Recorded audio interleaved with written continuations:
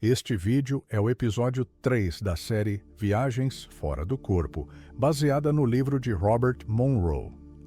Aqui seguimos examinando os relatos do autor, sempre a partir do que foi registrado por ele.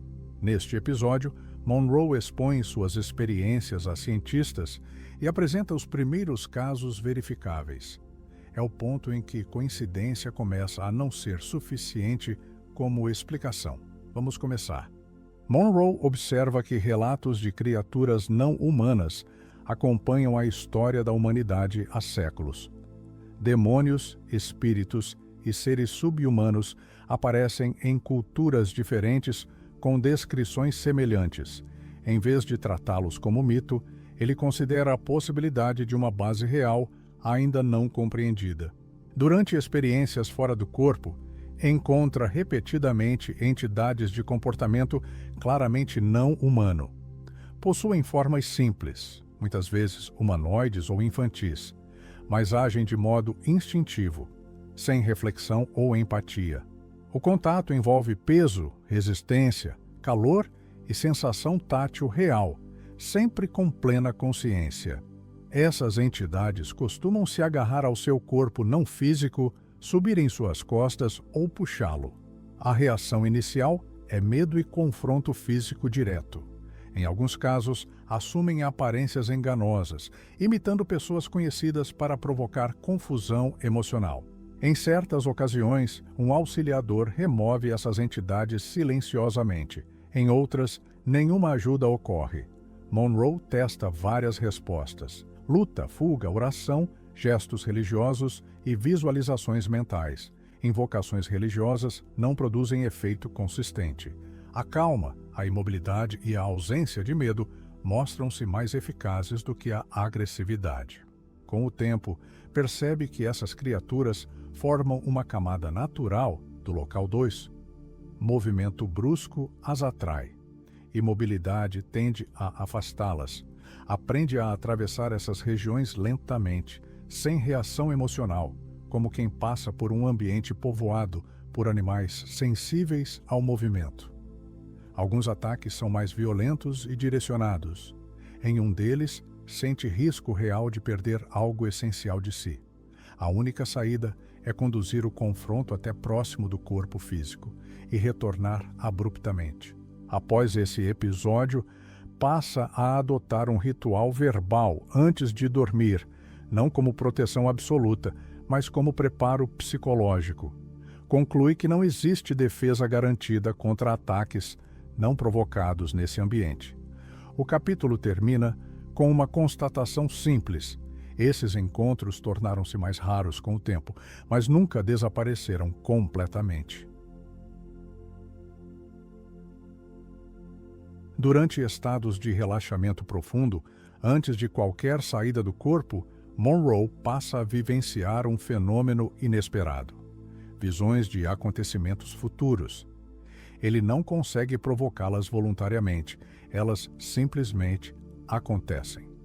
O padrão é sempre o mesmo: um som sibilante na região frontal da cabeça, a sensação de abertura de uma válvula. Em seguida, surge uma cena vívida de um evento futuro. A consciência permanece clara. O ambiente físico continua perceptível. Não é sonho. No início, interpreta essas visões como conteúdos do inconsciente. Com o tempo, percebe repetição, coerência e precisão demais para manter essa explicação. Em 1959, tem uma visão detalhada de um desastre aéreo. Ele sobrevive ao acidente, vê o avião cair entre prédios, sente alívio por estar vivo e preocupação com outras pessoas. Dias depois, às vésperas de uma viagem real, passa a refletir sobre morte, sobrevivência e continuidade da consciência. O voo ocorre sem incidentes. No entanto, vários elementos da visão se manifestam simbolicamente durante a viagem. 4 dias depois, Monroe sofre um ataque cardíaco grave. Ele conclui que a precognição estava correta quanto ao evento, mas não quanto à forma literal. Sua mente substituiu o infarto por uma imagem aceitável: a queda de um avião. Após a recuperação, observa que todas as ocorrências seguintes da válvula correspondem a fatos futuros reais, ocorridos dias, meses ou anos depois. O padrão se repete dezenas de vezes: som, abertura, visão. Ele registra também visões ainda não confirmadas, entre elas acidentes aéreos, objetos voadores não humanos, destruição urbana sem explosões, colapsos sociais, apagões e evacuações em massa. Reconhece que apenas o tempo poderá separar previsão real de distorção mental. O capítulo termina sem resposta. A precognição pode ser um dom, pode ser um fardo. Monroe expressa apenas um desejo: que algumas das visões mais perturbadoras nunca se realizem. Monroe reúne aqui experiências que não se encaixam no local 2 nem no local 3. São episódios intensos, coerentes entre si, mas sem finalidade clara. Ele admite não compreender o propósito de nenhum deles. Em agosto de 1963, deita-se apenas para dormir. Segundos depois, ocorre uma explosão silenciosa de força extrema. É arremessado pelo quarto, vê faíscas azuladas e acredita ter morrido, sem sentir medo. Em seguida, percebe o corpo físico ainda deitado. Após grande esforço, consegue reintegrar-se. Não sabe se o fenômeno foi interno, externo ou resultado de algum tipo de energia desconhecida. Essa experiência o faz recordar um episódio anterior. Durante uma saída do corpo, observa um dispositivo não físico semelhante a um tríodo eletrônico. O aparelho é descrito como capaz de causar inconsciência, restaurar pessoas e extinguir incêndios à distância. O anfitrião confirma a analogia técnica. Monroe registra o ocorrido sem conseguir contextualizá-lo. Em outros relatos, descreve retornos incorretos ao corpo físico. Em uma ocasião, desperta em um ambiente estranho, cercado por pessoas que acreditam que ele esteve doente por muito tempo. Informam que o ano é 1924. Ele percebe estar no corpo errado e escapa usando técnicas respiratórias intensas até reencontrar o próprio corpo. Em outro episódio, acorda em um quarto desconhecido, sustentado por um homem e uma jovem que comentam algo estranho sobre suas mãos. Reconhece novamente o erro e retorna com dificuldade. Há ainda um caso em que desperta paralisado em um ambiente semelhante a um hospital. Um homem emocionado o segura e o beija no rosto antes de se afastar. Monroe compreende que está em outra identidade e só consegue retornar modulando o som vibratório interno. Relata também um encontro em uma grande organização semelhante a um hospital.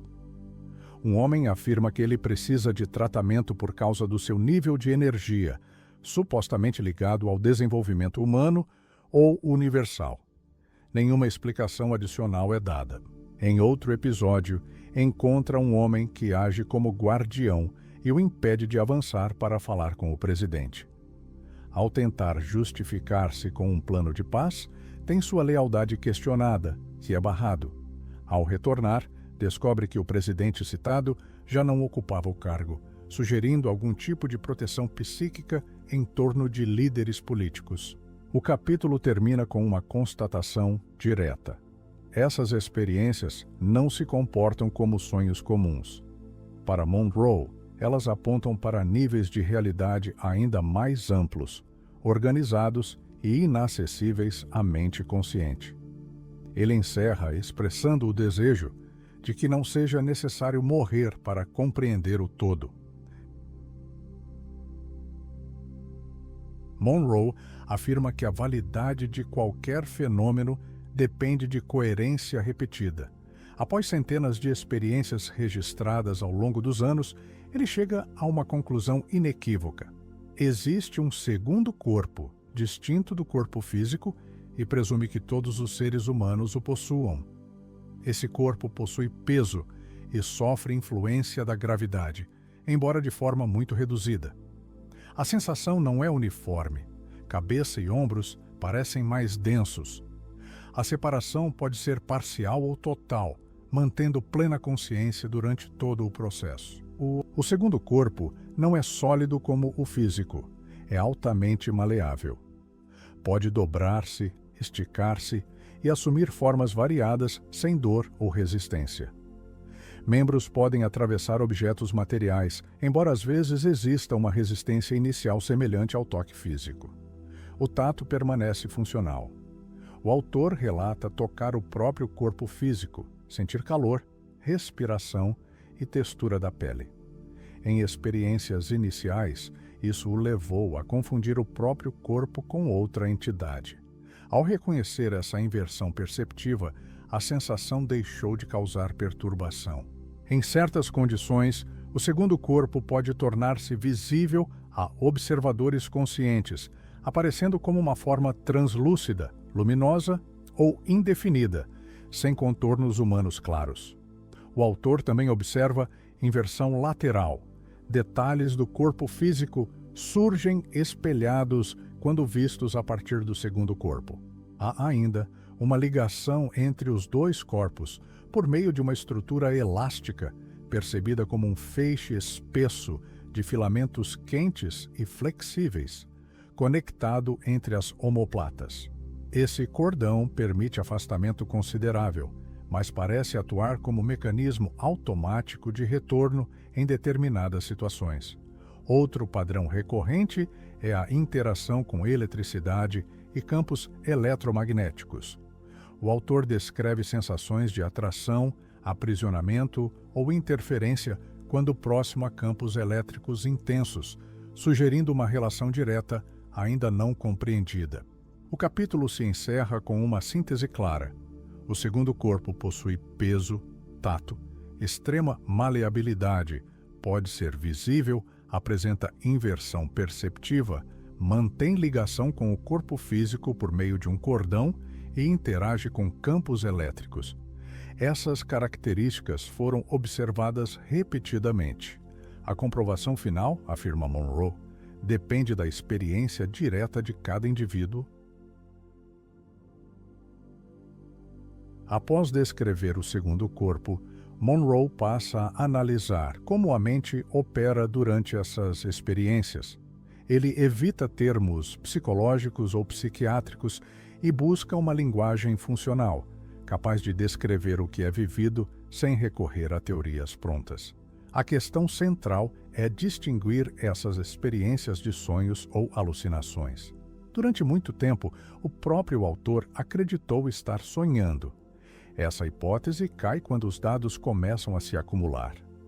A certeza de não estar sonhando, afirma, é tão clara quanto a certeza de estar acordado. As experiências diferem dos sonhos por padrões constantes. Há continuidade da consciência. Há decisões intelectuais e emocionais deliberadas. Vários sentidos atuam ao mesmo tempo. Não há repetição mecânica de cenas. Existe sequência clara de acontecimentos, indicando passagem de tempo. Qualquer vivência que não atenda a esses critérios é descartada como sonho. No segundo estado, a mente funciona de modo diferente. No início, a ação é dominada pelo inconsciente, com forte carga emocional. Medo e impulso sexual surgem como os maiores obstáculos, interferindo diretamente no controle da experiência. Com o tempo, a mente consciente passa a se organizar em relação a uma instância mais ampla, que o autor chama de supermente. Essa supermente direciona o movimento e as ações. Conflitos surgem quando a mente consciente resiste ao que a supermente já sabe. Nesse estado, pensamento e ação são a mesma coisa. Pensar, especialmente de forma emocional, cria movimento e destino. Pensar em uma pessoa leva até ela.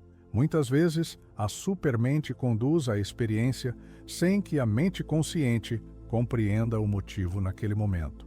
Hábitos mentais da vida física continuam ativos. Automatismos surgem mesmo quando não fazem sentido. A aparência do segundo corpo também é moldada por padrões mentais.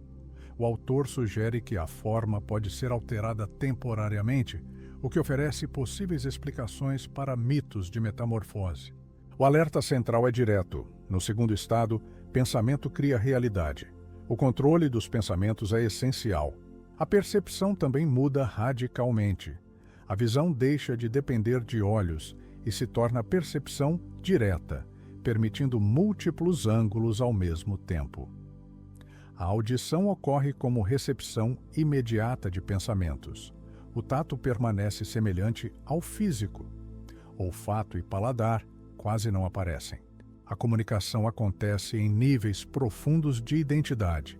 A essência de cada indivíduo é percebida sem possibilidade de disfarce. Há comunicação direta, inclusive com pessoas vivas, embora estas raramente se lembrem depois. Um problema recorrente é a interpretação. Diante do desconhecido, a mente tenta identificar tudo com base em experiências passadas. Quando não encontra correspondência adequada, escolhe a explicação mais próxima e a impõe, mesmo que esteja errada. Isso leva a distorções simbólicas e erros de leitura.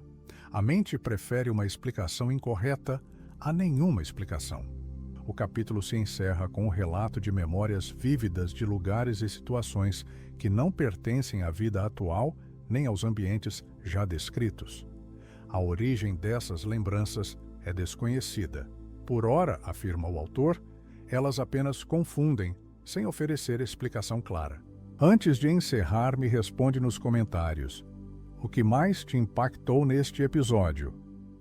Foi os encontros com entidades não humanas, as visões de acontecimentos futuros, os erros de retorno ao corpo ou a descrição do segundo corpo e da mente fora da matéria. No próximo e último episódio, a investigação chega ao limite do livro. Monroe tenta entender o que existe além dos ambientes descritos, a origem da consciência e até onde essa experiência pode avançar antes que qualquer explicação deixe de fazer sentido. Curte o vídeo, compartilha e acompanha a série até o final.